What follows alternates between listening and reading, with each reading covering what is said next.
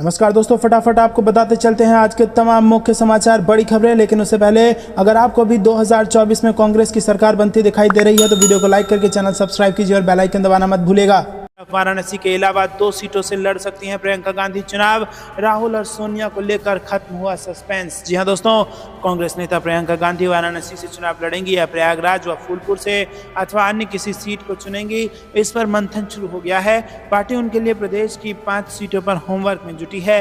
हालांकि प्रदेश नेतृत्व की पहली प्राथमिकता वाराणसी है ताकि प्रधानमंत्री मोदी को सीधे चुनौती दी जा सके। दूसरी तरफ राहुल गांधी के अमेठी तो सोनिया गांधी के रायबरेली से चुनाव लड़ने की तैयारी शुरू हो गई है। अभी तक कांग्रेस के अंदर खाने में ये कयास लगाए जा रहे थे कि सोनिया गांधी खराब स्वास्थ्य की वजह से चुनाव मैदान में नहीं उतरी तो रायबरेली से प्रियंका गांधी मैदान में आ सकती हैं। इसी तरह अदालत के आदेश के चक्कर में अमेठी से राहुल गांधी के बजाय प्रियंका के मैदान में उतरने की संभावना जताई जा रही थी, लेकिन अब राहुल गांधी के चुनाव लड़ने की तस्वीर साफ हो गई है। उनके अमेठी से चुनाव मैदान में उतरने की प्रबल संभावना है। दूसरी तरफ रायबरेली में सोनिया गांधी के चुनाव लड़ने की तैयारी शुरू हो गई है। रुक करते हैं कि ब्रेकिंग न्यूज की तरफ। दिन में सपने देख रहे हैं अमित शाह। बीजेपी को तेलंगाना में मिलेंगी 5 से कम सीटें, बीआरएस नेता ने किया इसको लेकर दावा। जी दोस्तों, भारत राष्ट्र समिति के नेता रावुला श्रीधर रेड्डी ने केंद्रीय गृह मंत्री अमित शाह पर हमला बोला और बीआरएस नेता ने कहा कि अमित शाह दिन में सपने देख रहे हैं। दावा किया कि इस साल होने वाले तेलंगाना के विधानसभा चुनाव में बीजेपी 5 से भी कम सीटों को जीतेगी। इससे पहले रविवार को केंद्रीय मंत्री अमित शाह ने तेलंगाना में एक रैली को संबोधित किया था, जिसमें उन्होंने कांग्रेस को 4G पार्टी और बीआरएस को 2G पार्टी बताया था। रुक करते हैं अगली ब्रेकिंग न्यूज की तरफ। सीएम नीतीश कुमार का लोकसभा चुनाव पर बड़ा बयान। जातीय गणना पर सुप्रीम कोर्ट में केंद्र के हलफनामे पर दी पहली प्रतिक्रिया। जी हां दोस्तों, बिहार के मुख्यमंत्री नीतीश कुमार ने मंगलवार को नालंदा में लोकसभा चुनाव को लेकर बड़ा बयान दिया। इसके साथ ही उन्होंने जातीय जनगणना पर सुप्रीम कोर्ट में केंद्र सरकार की ओर से दिए गए हलफनामे पर अपनी पहली प्रतिक्रिया भी दी। दोस्तों, मुख्यमंत्री नीतीश कुमार ने कहा कि हम जातीय गणना के साथ साथ हर जाति हर वर्ग का आर्थिक सर्वे भी करा रहे हैं ताकि सभी के विकास का खाका तैयार किया जा सके।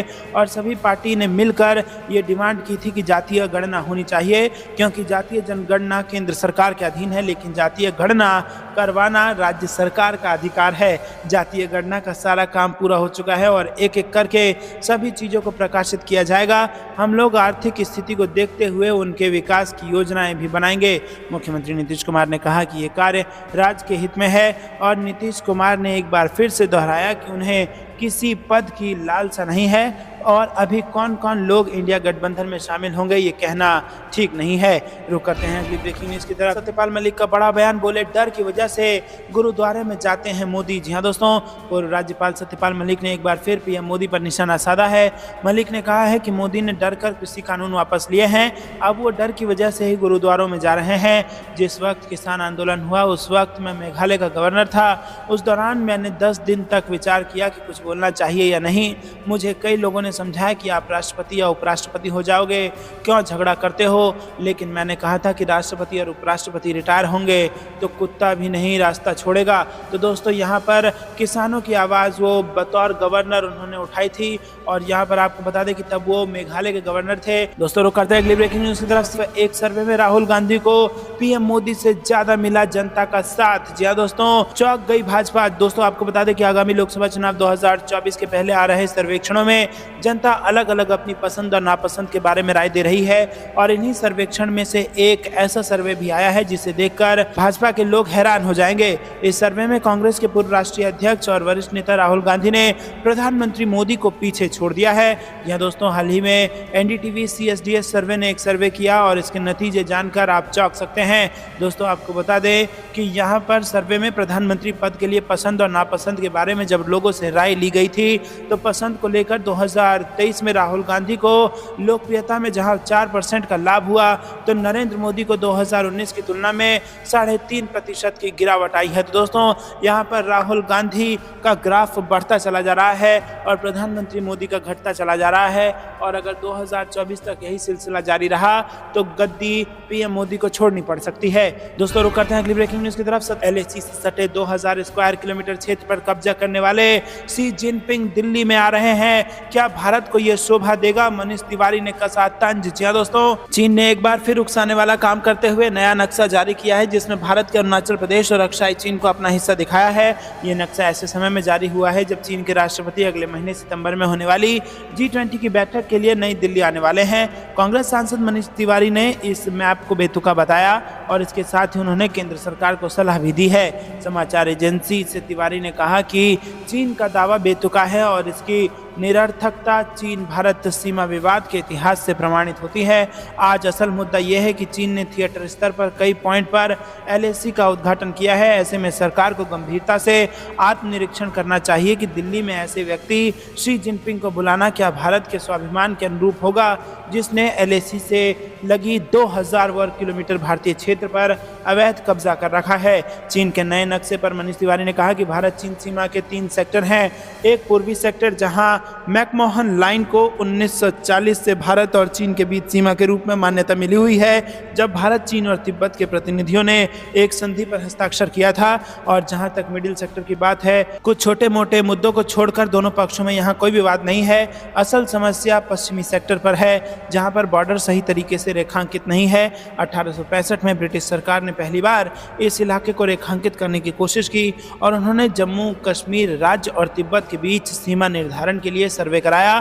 तो दोस्तों, यहाँ पर आपको बता दें कि हमारे राज्य को, हमारे क्षेत्र को चीन ने अपने नक्शे में दिखाया है, जिसके बाद चीन से सटे जो 2000 स्क्वायर किलोमीटर क्षेत्र पर जो कब्जा करने वाली शी जिनपिंग जो दिल्ली में आ रहे हैं, उसको लेकर कांग्रेस ने हमला बोला है भारतीय जनता पार्टी पर। रुक करते हैं ब्रेकिंग न्यूज़ की तरफ। बिहार की जातीय जनगणना पर मोदी सरकार ने वापस लिया हलफनामा, कुछ घंटों में ही बदल लिया अपना स्टैंड। जी हां दोस्तों, जनगणना से जुड़ा कोई भी काम केंद्र सरकार के अलावा कोई और नहीं कर सकता। बिहार की जातीय जनगणना को लेकर केंद्र सरकार ने सुप्रीम कोर्ट में यह हलफनामा दिया था, जिसे उसने कुछ घंटों के अंदर ही वापस ले लिया। दोस्तों, सोमवार को सुबह अदालत में केंद्र सरकार ने जो हलफनामा दिया था, उसमें कहा गया था कि जनगणना से जुड़ा काम केंद्र सरकार ही करा सकती है। इसके अलावा किसी भी राज्य सरकार एवं अन्य एजेंसियों के दायरे में जनगणना कराना नहीं है। लेकिन सोमवार को शाम होने तक सरकार ने अपना स्टैंड बदल लिया और नया हलफनामा दाखिल करते हुए पुराने को खारिज करने की मांग की।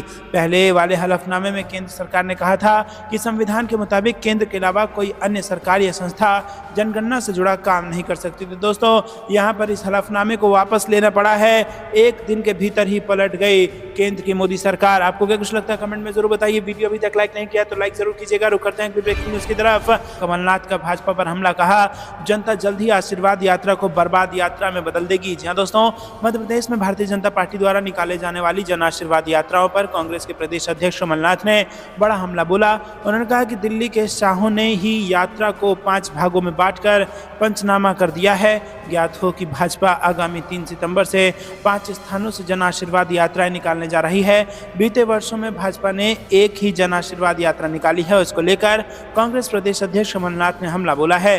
वहीं भाजपा ने यात्रा को हर क्षेत्र में ले जाने के मकसद से एक नहीं 5 यात्राओं की बात कही और ये यात्रा कम दिन में पूरी होगी और पार्टी की सभी क्षेत्रों में पहुंचेगी।